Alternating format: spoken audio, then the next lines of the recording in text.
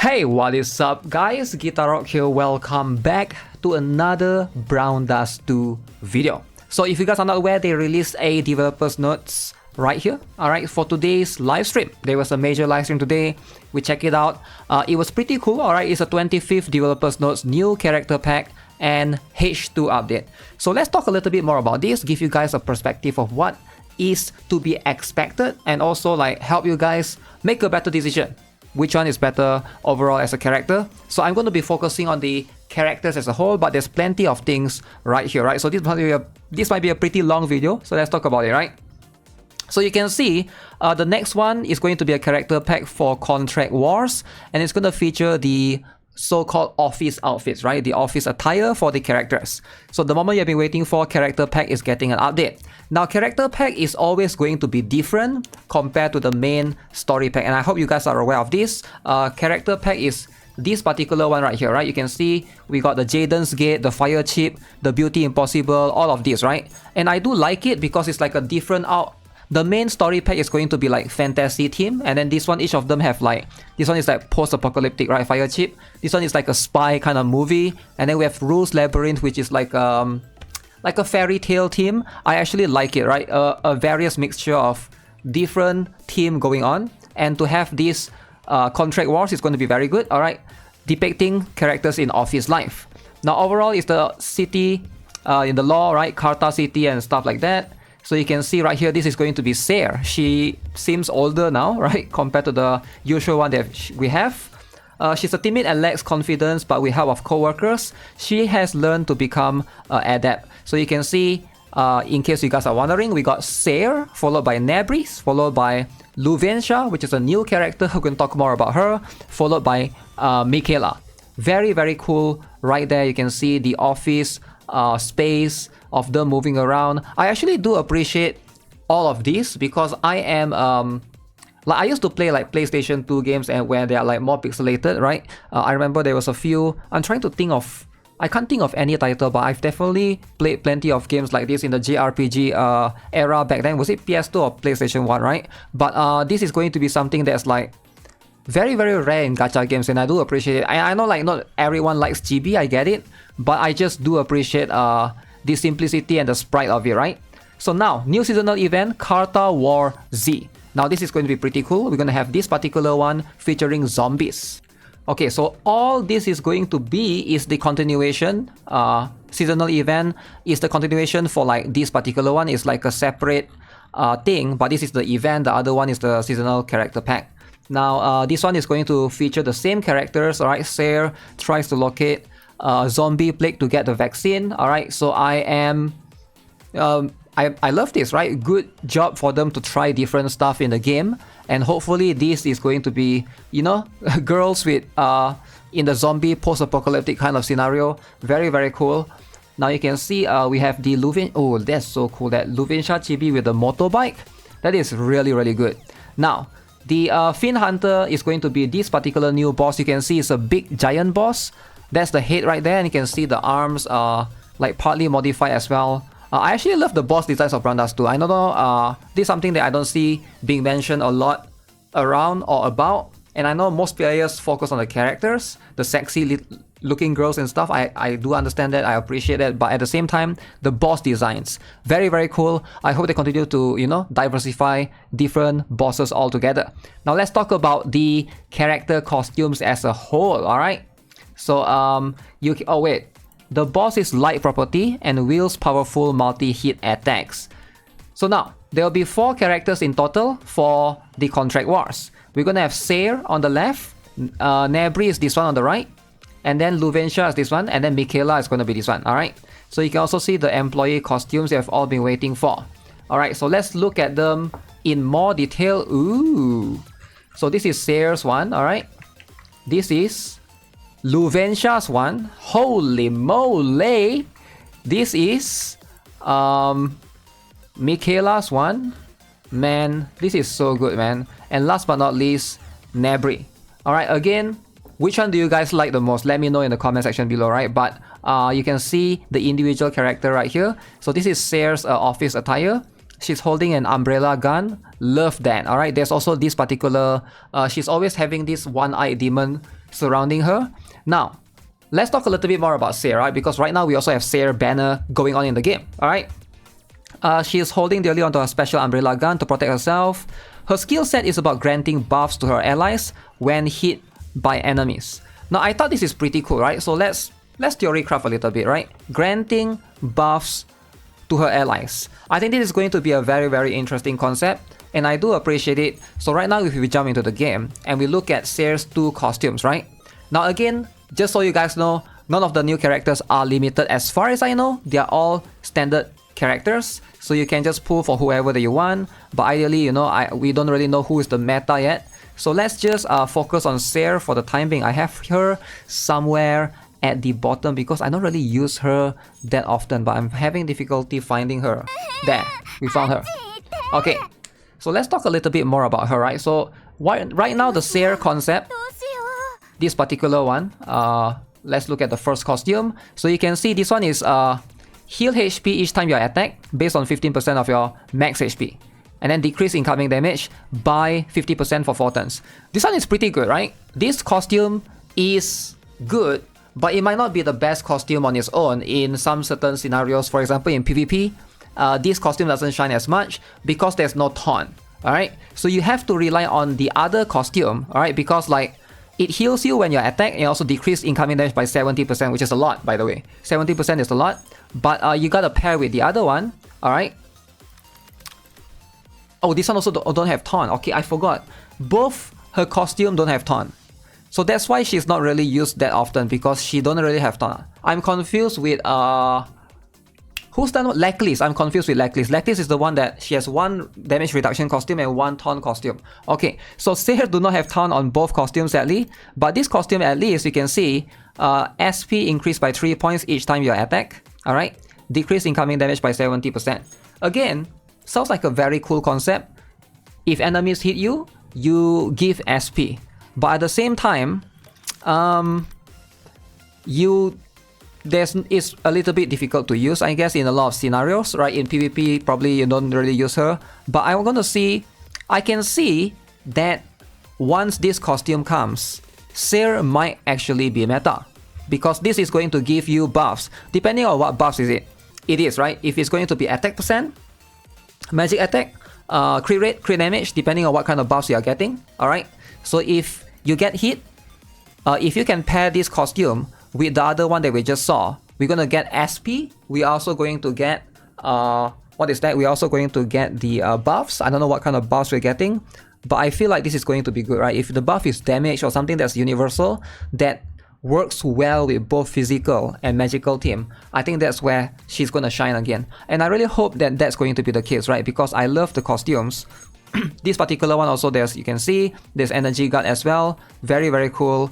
If you want to get, oh, she does have taunt. I was crazy.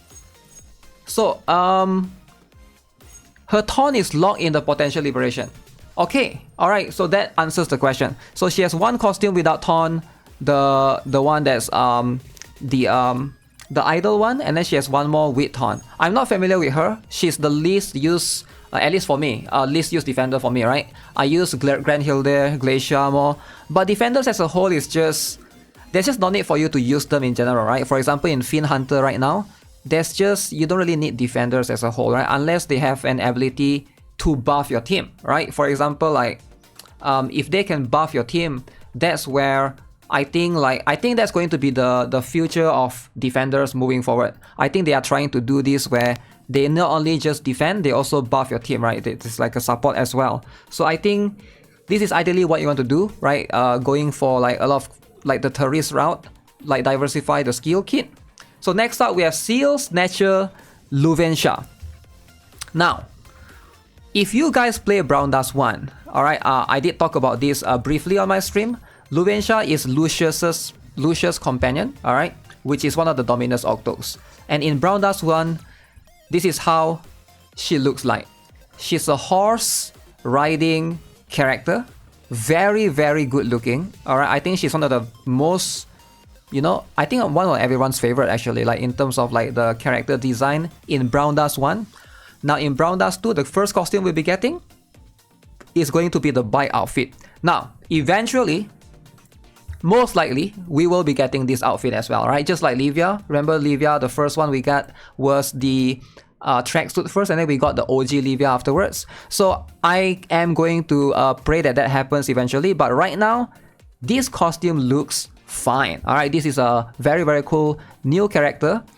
So a sales manager, okay, carrying the tradition of always being on a vehicle since Brown Dust 1, Luventia will be added as a physical damage dealer with Darkness property. She also has a skill set that matches her appearance of holding a shotgun. Now Luventia is going to be a dark type DPS for a long time. Now is this a good thing or a bad thing, right? So right now if you talk about dark type physical, the first character that I can think of is Ru, right? Ru is, she's like partially DPS, she's a partial supporter. She can do a few things here and there, right? She also has one costume right here that is a decent AoE, but it's a little bit expensive with 5 costs, right? This was the one that was given for free during the last year's December event. Now, Stray Cat Ru, and then also we have Elena. Elena is also another character that is physical based, right? If you're talking about physical based, like it's pretty much this. The rest are going to be like magic DPS, right? Magic DPS, we also have Eclipse, but if you're looking for physical, makes sense. I can see like she might compete hand in hand with what's the name? Elena in this case, because Elena is going to be a little bit expensive for players to invest in, because you gotta invest in multiple costumes. I do like that most of the new costumes now, at least based on the collab and a couple of the previous ones, they have like this 1 turn cooldown that allows them to be much more viable, like especially without needing like multiple different costumes, right? It makes them much more resource friendly, because when you have to invest in multiple costumes, you're not only investing in like pulling on them, you also have to invest in the potential liberation, for example, right? You also have to invest in what else? I guess just that's it, right? Potential liberation pretty much, and that one is like unique to each character. And a lot of the costumes do have this potential liberation lock behind them. For example, this one cooldown reduced by 2 turns, this one gives you more damage, and then like each of these will have their own one, and some of it is going to give you like the range increase or stuff or additional stat, right? So it does make it a little bit difficult overall, so to invest in as a new player. So definitely having this kind of a single costume, I hope this is going to be a single costume, right? By single costume, I mean like 1 turn costume. That's going to be much better for a lot of players to try to invest. Next up, Queen of Signatures, Michaela. Speaking of the 1 turn cooldown costume, now we have Michaela. Now I'm going to be real with you guys. I was not expecting Michaela to have a second costume, because it does seem like her first costume seems to be very one costume base, alright? She doesn't need any other costume to work. If you look at what she can do right now, she has a 1 turn cooldown on this costume, right?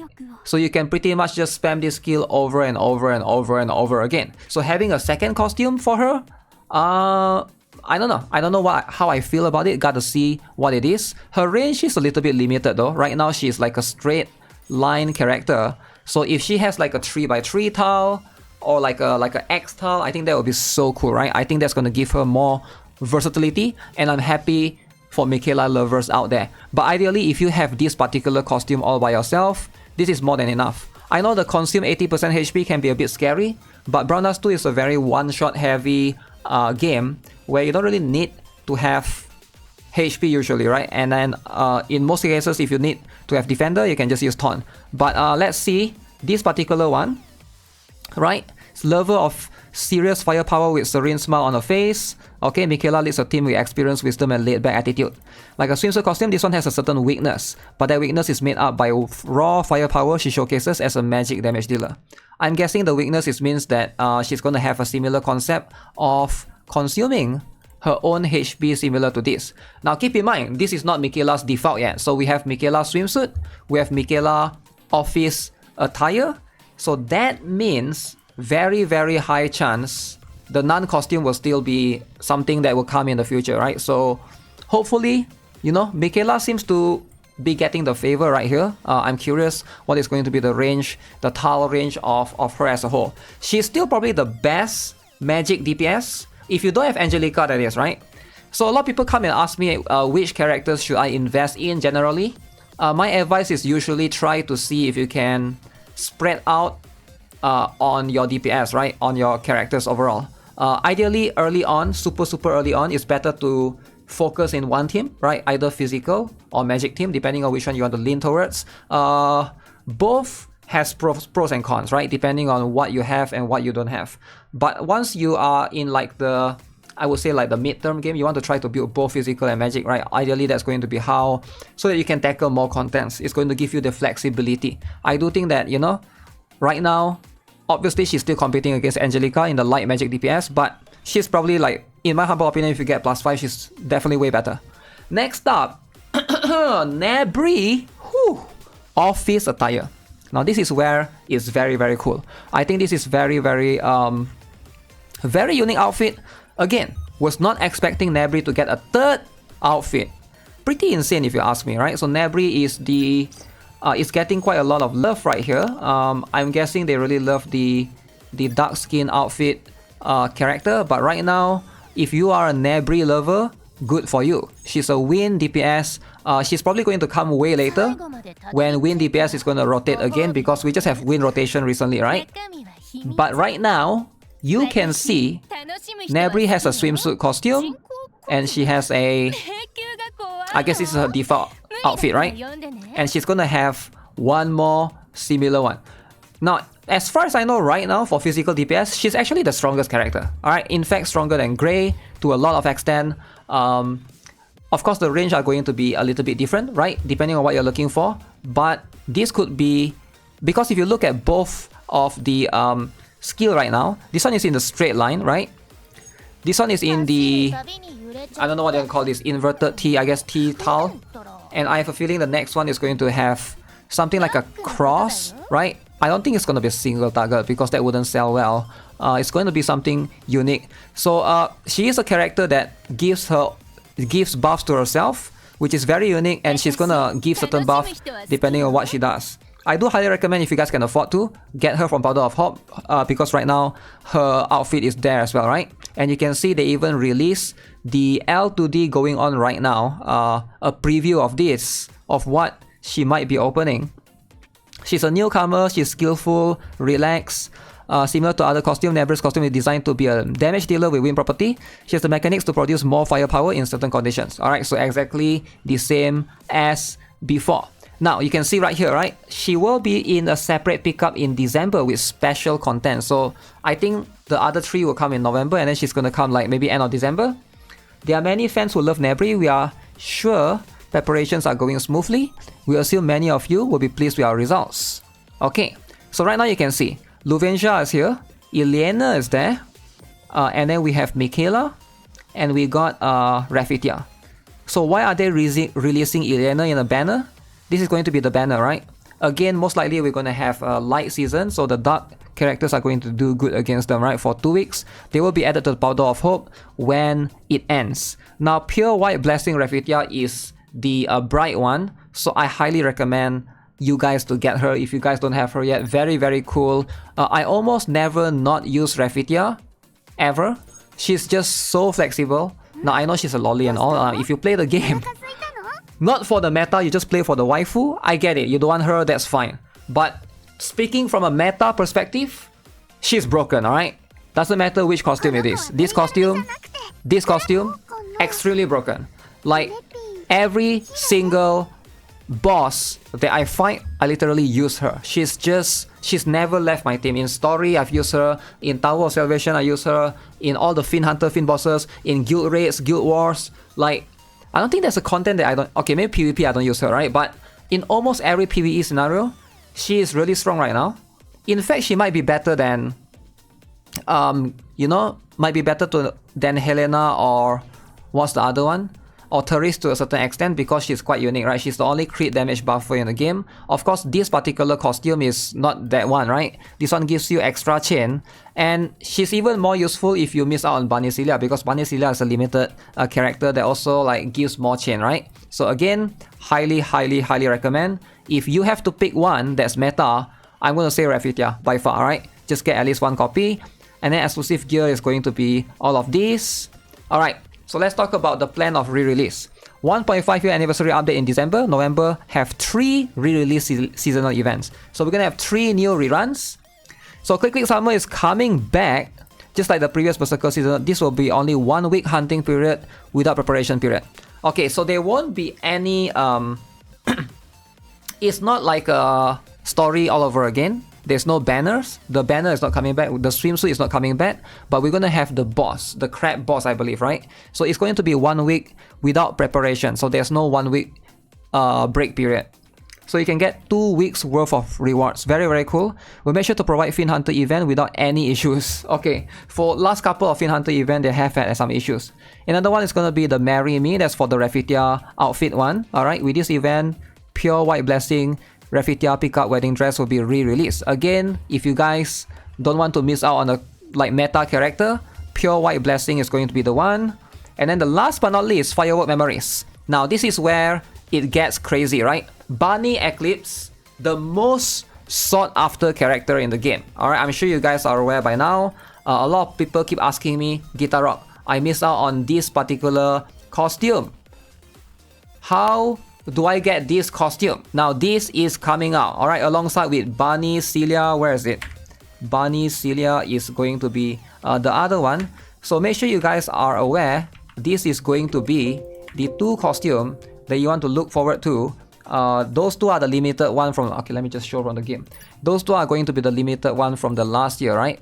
Bunny Eclipse, Bunny Celia. Bunny Eclipse is this one right here. Bunny Celia is this one right here, right? Boom. This is the one, right? Again, the one that I just mentioned, similar role to Raffetia. You can see she gives a lot of stain check. Very, very important if you're trying to stack chain. These 2 are limited, right? I regret not +5 my Bunny Celia previously. I'm going to try to do that, right? Nightmare Winter event pack that was released in the same period. Okay, so story about Eclipse and Celia. Beloved by many, Diana and Rue show off their charming look as well. Nightmare Eclipse and Celia costumes will be re-released, so please wait just a bit longer. So make sure you guys get these 2. These 2 are really broken costume, man. Especially Bunny Eclipse. She's one of the best battery unit in the game. Literally. Again, same with Raffetia. I've never not used Bunny Eclipse ever. If you guys see me, whenever I stream Brown Dust 2, whenever I play Brown Dust 2, if you guys ever watch my stream on twitch.tv/GuitarRock69, I always use her, no matter what battle that is, right? Except for, you know, maybe in some Fin Hunter I don't really use her, but I'm talking about most PvE. You definitely use her in the tower, definitely use her in the story, right? Very, very important character, at least for me, right? Once you pull for her, you will know what I'm talking about. She's the best SP battery regen in the game. Literally so broken. Alright, so anyways, 31st will be the update. So let's talk about Tower of Salvation improvements, alright? The best suggestions provided by players in the last survey. So we have artifact combining. You can combine 2 artifacts based on the set pattern and obtain a 1 higher grade artifact. Artifact codex, you can check all the codex for Tower of Salvation entrance skin, and there will be more artifacts added. Tower of Salvation will go through 1 season, with the aforementioned improvements applied before incorporated fully as a regular season content. Alright, that's going to be pretty cool. Okay, so world buff improvements. So they're apparently going to change a little bit of world buff, right? A world buff was selected based on various factors, including the pickup period and Fin Hunter's property. However, it was difficult to maintain a precise rotation due to being inflexible in various situations, including fitting and update content for the season and schedule delays. As a result, players had a hard time preparing for world buff properties, such as needing to have relevant magic crystals. When the world buff did not grant a property buff on your favorite characters, they would be less effective, making it harder for a team for battles. Now, in case you guys are wondering what this is the Season of Fire, Season of Water. Right now you can see world buff water is going on right now. So why is world buff water going on right now? Because the Fin Hunter is fire, alright? Water is going to be the good one. So you can always check it right here. How do you check it? You just go here, you click on this one, right? This one, Season of Water. All allies that are water element, damage is increased by 15%, alright? Doesn't apply on character pack, event pack, main quest, but it applies everywhere else. So this is what they're trying to fix, because the rotation, I think, like, sometimes, like, you don't really know what's going to come after this, right? So now, you can see, they have made an update right here. Boom. To address this issue, we have turned off the world buff for the time being. Considering the possibility of increased difficulty for high scores in Evil Castle, the world buff effect will still be applied in Evil Castle. The world buff applied to the Evil Castle will not be based on rotation for properties and will increase damage for all properties. So I think this is pretty good. They're going to take out world buff. Does that mean that there won't be any character that's especially strong in Fiend Hunter? Because right now for Fiend Hunter, we try to bring, like, for example, right now I'm trying to bring in the water team, right? If you look at right now for the Akatsuki collab right now for the Senran Kagura going away soon, if we do the Fiend Hunter, right, you notice right here that I bring water DPS, right? We have Shirazad right here, we got Yumi, we got Rafina, and what's her name? Sylvia. So again, these are the these are the water characters, right? Because right now it's the water buff. I'm not sure how this will work, right? I'm curious, will this affect Fiend Hunter at all? Because, like, at the end of the day, they still want to promote the characters that are being pulled. So we're gonna see how this goes. They said temporarily, it's not permanent, right? Where is it? It says right here. Where is world buff property? Okay, less effective. Yeah, turn off world buff for the time being, right? I don't know what this means.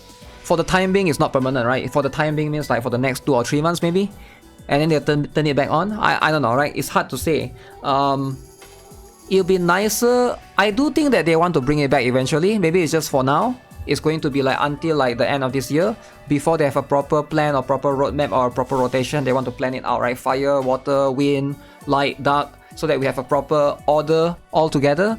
Like if you don't have a proper order, it's always going to be difficult, right? So we'll see. UI improvement for consecutive gameplay in packs. So we have an update for the carry out quick quest function. Lets you go through the greater difficulties of the pack's main quest. Oh, this is very good. Okay, so once you enter carry out quick quests, field movements are automatically completed and story effects are omitted.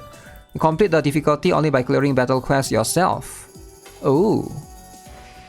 So now, you can do this carry out quick quest button. Very interesting. Damage UI improvements. Total damage from a single attack will be displayed. Critical hit effect will have enhanced visibility. Nice. Okay, so maybe they changed the color of it. Critical is going to be like different color. Filter addition. Fiend Hunter team formation last night replaced. Okay, this is all cool. Next, we'll talk about direction for future updates. Okay, so you can see. Let's take a look at past 500 days. I can't believe Brown Dust 2 have been out for 500 days. That's crazy, man. I know a lot of you guys just joined. Some of you guys probably just joined like 1 month ago for the Senran Kagura collab. But I've been playing this since day 1. I'm not gonna lie, right? When I played this game when it first came out, I thought it was gonna fail. I can't believe it actually, like, the developers listen, they make so much changes, and I'm glad that the game is like getting like more and more players now. It's very, as a day 1 player, to see the growth of the game is something that's very very touching, I guess. I don't know what's the word, right? Very invigorating, right? Very, very different. So 14 packs, 6 story packs, 4 character packs, 4 event packs. Ever since the introduction of the seasonal event system of the last year, 13 seasonal events with story elements were updated. So new content, Fiend Hunter, Last Night, Tower of Salvation, and Guild Raid has been added since September last year. New growth elements, we also have Potential, Engraving, and Awakening. So many have voiced their concerns over the lack of content. However, we have turned our focus more towards players' fatigue, trying to play the newly added content and boosting their character growth. As such, we believe our key mission is to reduce the fatigue you feel and increase the quality of the game content. So they're trying to do Week 1 Guild Raid, Week 2 New Fiend Hunter, Week 3 Tower of Salvation, Week 4 Fiend Hunter Rerun. Okay. We plan to let the main content go through a 4-week cycle with different endgame content every week. So we got Guild Raids once per month, right? Once per month. Fiend Hunter is always every 2 weeks, but we got Fiend Hunter Rerun as well. And Tower of Salvation is also once a month. I like it actually. I think this is like fair enough. We'll consistently review each piece of the content to provide a novel experience and guaranteed entertainment. We will not add content with extreme difficulties or growth elements in the near future. In fact, we plan to focus on packs, characters, seasonal event stories, and mini games.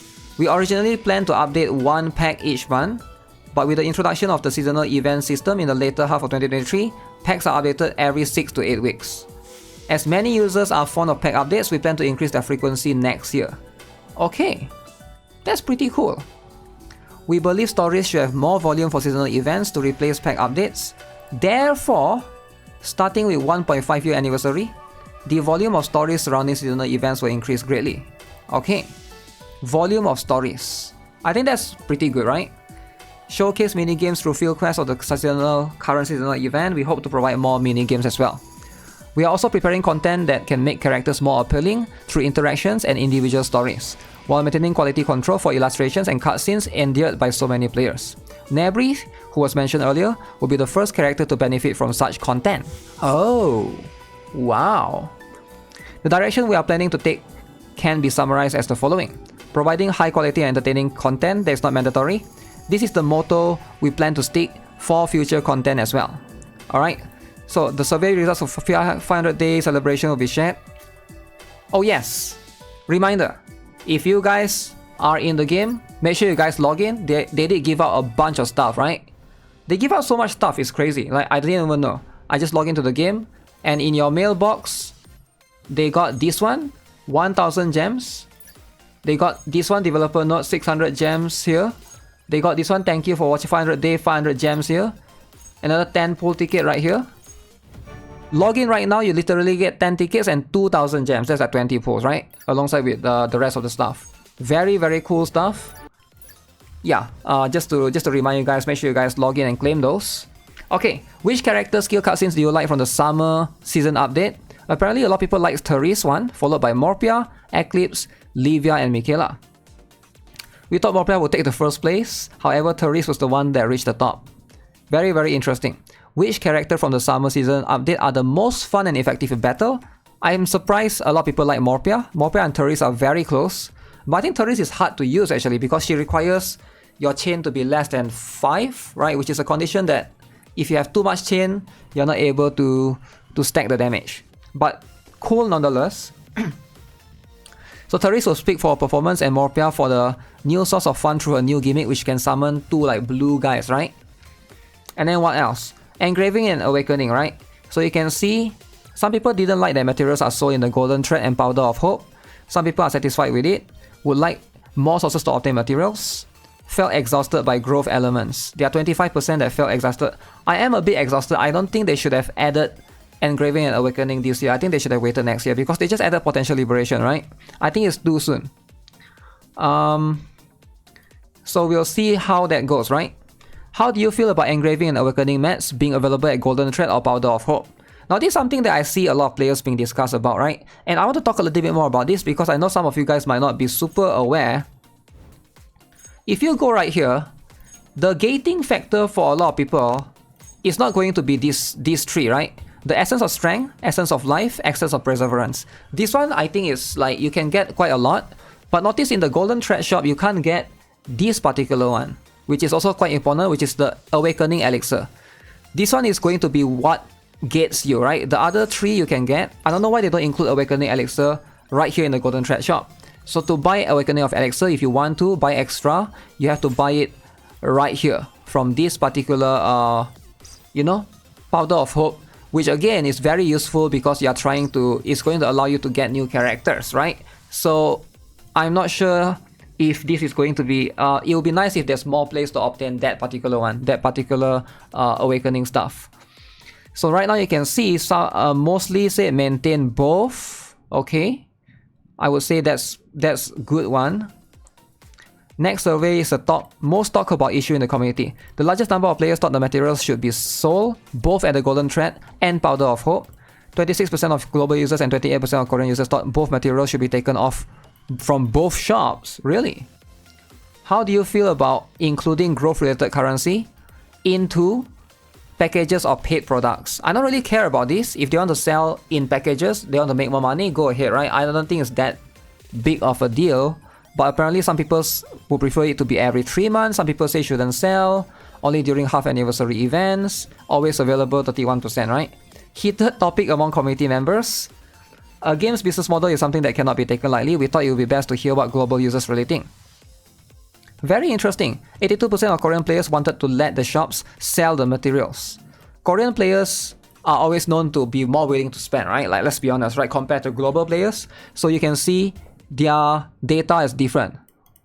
Yeah, upon observing this, I look up comments as I made. Potential engraving and awakening were not added to create a new business model or force users to spend more. They were added to let players experience the fun of allowing their characters to keep growing. I believe some players must have thought that tiers of goddess or currencies for engraving and awakening could only be obtained by using in-game currencies and would never be added as a business model. I understand that is how many of you may have interpreted my idea, and I apologize for not making my point clear. I don't think they have sold this, right? I think they've only sold tiers of goddess for now, as far as I know. Here's my opinion as to what I think are overt pay-to-win mechanics. I give you my idea on this topic to prevent further misunderstanding. You can obtain certain growth currency only by paying real money. Or you can purchase the currency endlessly and become stronger without limits by paying money. In my opinion, these two instances constitute forced pay-to-win mechanics. Okay. I believe it is within acceptable range to have these products offered in Golden Thread Shop or Powder of Hope while being able to obtain more from in-game currencies. Yeah, I think that's also fair. Acceptable to provide the products by including them in certain packages during limited periods. Of course, this does not mean that shops will provide even more materials or add new products right away.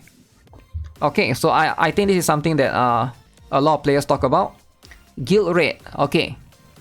Guild activity management, UX improvements, easier gameplay. This is going to be something that they will refine for sure. Tell us what you like to see in the future. Okay. Focus on character story, reduce growth content fatigue, quality of life improvement, bug stabilization, various packages, event contents, communicate with users, and merge, right? So what surprised us is players from different parts of the world all came out with similar issues, and they were not entirely different from the direction thought by the development team, alright? We do not plan to add growth elements in the near future. Of course, UX improvements will be offered. That's good. As many of you wish for packages, we are doing it right. Okay, so this one is like whatever, right? And I'm confident you'll all be fascinated by the content we are preparing, so keep your heads up for the upcoming event. Okay. So again, I do think that so far I am happy with the direction of Brown Dust 2, personally. I don't think this is like... I don't have like any major complaints actually. Not that I can think of right now, right? I just wish they would stop adding more Awakening or like new stuff, right? For now, they added Potential Liberation, they added Awakening, and that's going to be it. Hopefully, for the foreseeable future, hopefully just let it be for how it is, right? There's no need for them to add. What would be nice, for me personally, right? Is if they could add something like, so that we can use 3-star and 4-star characters again. Because right now the 3-stars and 4-star characters, they don't seem that relevant, right? So hopefully they can give some sort of like... It would be nice if we can use like, you know, Arenes. I guess Arenes is not like a good example, but I'm talking about like the other 3-stars and 4-stars, right? They can like get like some power, you know, increase to make them even stronger, right? That's going to be something that I'm looking forward to. But other than that, I think it's overall a very, very good developer's notes. This is a very, very long video. By the way, just so you guys are aware, our current event, collaboration, Senran Kagura collab is going away soon. Make sure you guys are making the final decision. Just want to remind you guys, right? Because like my advice is always, if you are doing any pulls, you're going to +5 any of the characters, the best time to do it is on the last day, because you never know, some of you guys might got lucky with the free draw. I did got lucky. Look at this. I actually got lucky. I was thinking, should I pull for the weapon? Guess what? I got lucky with how do I show? I got lucky from a daily free pull. Yozakura's UR weapon right here. So you can always get lucky, right? I never got Hikage's weapon yet. Maybe I might consider pulling for those. That's going to be something to... I might consider doing on the last day, right? Because we still have a couple more days. 6 more days to be exact. Ooh, CCS. But yeah, that's going to be pretty much it for this particular video. Again, let me know what you guys think overall. Still think Hikage is going to be one of the better characters if you guys are looking to pull, alright? As always, you know, make sure you guys subscribe. Stay tuned for more Brown Dust 2 content. I have plenty more videos. I want to talk a little bit more about the other important things as well, and I have some guides coming out as soon as the new update kicks in, right? That's going to be next week on October 31st. So happy Halloween time during that. Alright, so see you guys very soon. Have a nice day. Goodbye.